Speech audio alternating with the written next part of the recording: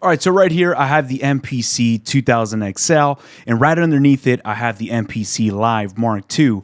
And I could really say that these two samplers are by far some of my favorite samplers that I have used. The MPC 2000XL is the first sampler I ever purchased when I got started with this, so it does hold a very special place in my heart, but also the sound that it produces does have a certain character, whether you like how it sounds or whether you do not like how it sounds.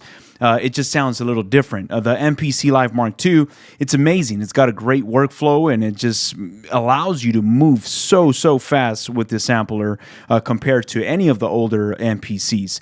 Not too long ago, I had uploaded a video just sharing my frustrations with the 2000XL because it's so slow and it just takes so long to produce a beat that I can do like in 5 to 10 minutes with the Live Mark II.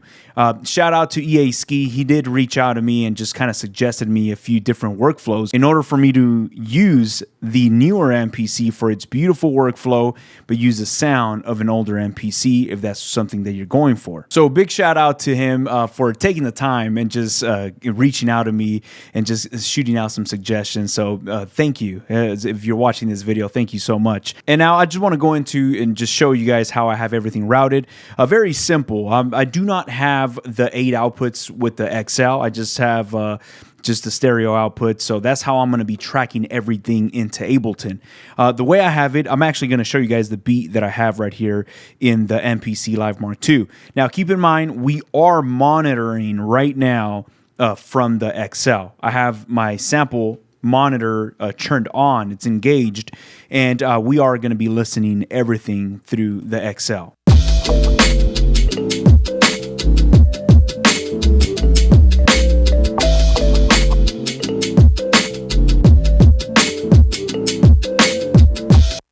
All right, so that's what we have right now, a very simple 4-bar loop. And let me just break down how I have everything sequenced right here, and I'll show you guys the heavy lifting that I'm doing with the workflow of the Live Mark II. But before I do jump in any further with the Live Mark II, I do want to say thank you to today's sponsor, which is DistroKid. So if you're asking yourself, what is DistroKid? DistroKid is a digital music distribution service which allow us artists to put our music out there and be heard through all social media platforms such as iTunes, Spotify, Apple Music, YouTube Music, Amazon, Deezer, Tilda, TikTok, and many more. Now, another really cool thing about DistroKid is you can collaborate with different artists and you can start creating splits within the platform. You just tell DistroKid who to pay and how much to pay for that artist, and very simple, the artist will get notified as you create the split with them. And now, even though there's so many things you could do within DistroKid apart from just distributing your music, you also have social media nowadays where you can create hyperfollow links. Hyperfollow links is a very good way to get your pre-releases out to the public or any of your records that you've worked on and just promote them to the public in a very presentable way. They help you and they have different templates for you to present your projects. Now, these are just a few pointers of what you get with DistroKid, but there's so much more within the platform to make things easier for you when you release music. Now, if you have not done so already, make sure you go down to the link of this video, sign up with using my 7% discount to DistroKid, and start releasing your music today. All right, so as you can see right here in this session that I have going on, I have 3 tracks. I have my drums, which are one-shots. These one-shots are actually from the sample pack of EA Ski. We'll be leaving a link down in the description of this video. Just wanted to go ahead and rock with these drums.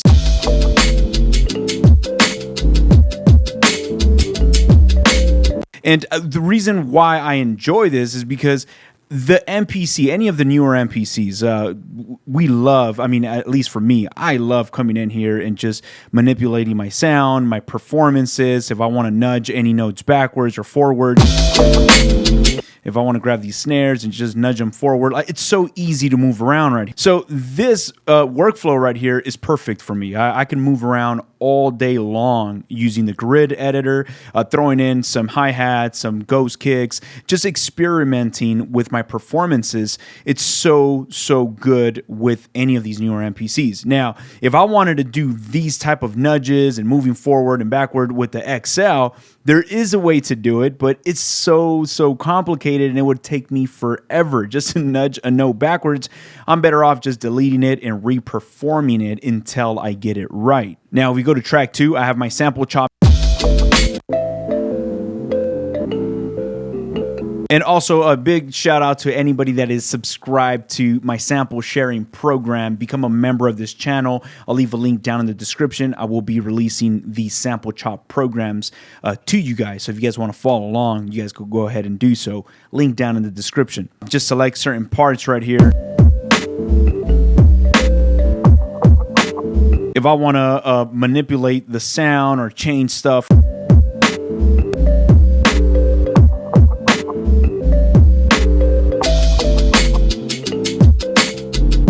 I'm not going to go through the whole thing on just showing the beautiful workflow of the MPC Live, but you get the point. It's just so good and so fast to move around with the Live.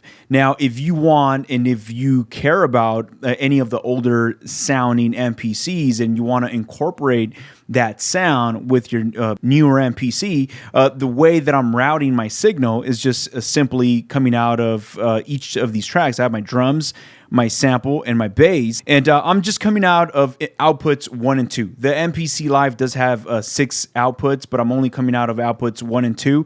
And the way I'm going to go into the 2000 XL is just recording into the inputs, sample inputs of the XL in the back of it. And now I'm sure you cannot see the small screen right here. It's probably blown out right here in the camera, but the way I'm going into the XL, and I get called out for this every time I post a video with the XL. People always say, you know what, you're clipping your input signal or your preamp. It's clipping. Like, if it's honestly the worst thing that you could ever do. But when I use the XL, I do clip, and I want to clip my signal, like especially my drums. I push the preamp until I hear it distort a bit, and then I'll back it down. That's me just getting the most out of the sound of the XL. And the way I would do it, as a matter of fact, I'm going to track my drums by itself. I will solo my drums on the MPC2. You could do it 2 ways. You could do individually the one-shots, which is just the kick, the snare, the hi-hat, or you could just stem your instruments together. Like right now, I'm going to just record my entire drum program.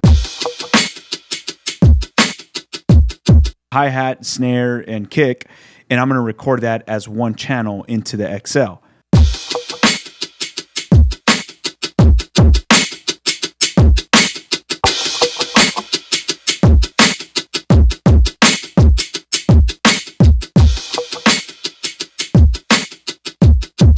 Okay, so it is saturating just a little bit, and I'm going to keep it like that. I like the sound of that. I'm going to go ahead and record that into the XL. And I hit stop, and it's so funny because this function 5 button, this is not even working for me no more. And that's the thing with these older MPCs. Sometimes they will, you know, if you're picking up an MPC and you're purchasing an MPC, most likely you're going to be doing some repairs to it. And I'm going to keep this, but before I hit keep, I'm going to just go ahead and program this into pad 1, and I already have that in pad 1. Same thing with my sample chop. I'm going to solo my sample chops, and before I hit record, I want to just see how hard I'm going to hit the preamps with it.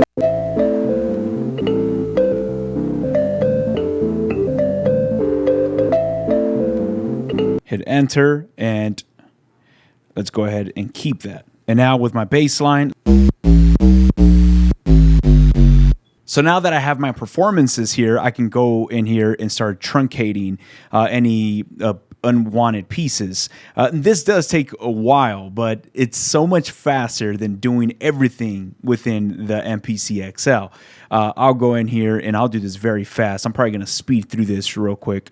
Go into the start point and make sure I'm on the downbeat right here. Go to my bass right here as well. Awesome. So now that I have everything selected where I want it to be selected, I'm actually going to go back into my MPC, make sure I'm in the same tempo, which is at a tempo of 84. And I just put this at 84 beats per minute. And as soon as I hit these 3 pads, they should all play together. But I'm going to put these 3 pads in a separate track. So in track 1, I'll put my drums. All right, and then in track 2, I'm gonna put my sample. All right, and in track 3, I'm gonna put my bass. All right, so now I have my drums, my sample, and my bass sequenced right here on these 3 pads. I have pad 1, drums, 2, bass, a sample, and pad 3, bass. So now I'm able to just slide this over and focus on the 2000XL.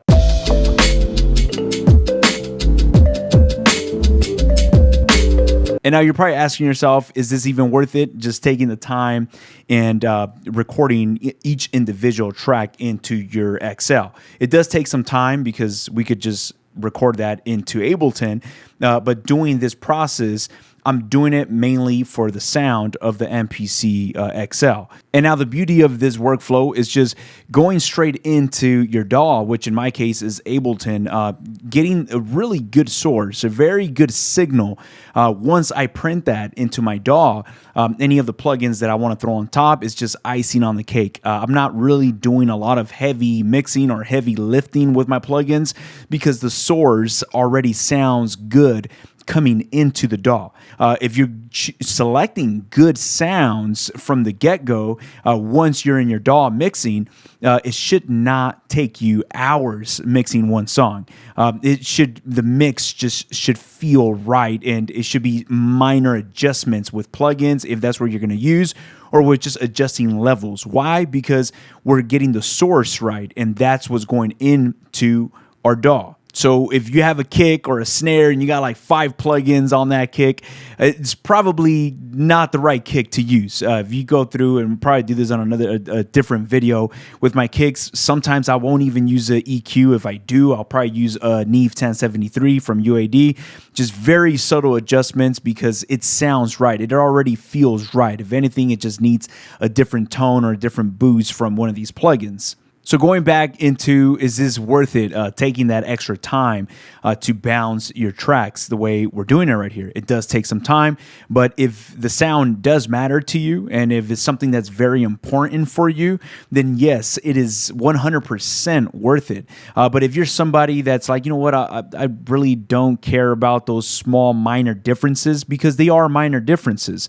Coming straight out of the MPC Live or your MPC One, it's going to sound good. You can go straight into your DAW. There's nothing wrong with that. But if you care about that minor difference going for the sound that the XL might have, or any other sampler, it doesn't have to be one of these Akai samplers. It could be any other machine. I got the SP404 Mark II. That has a sound to it.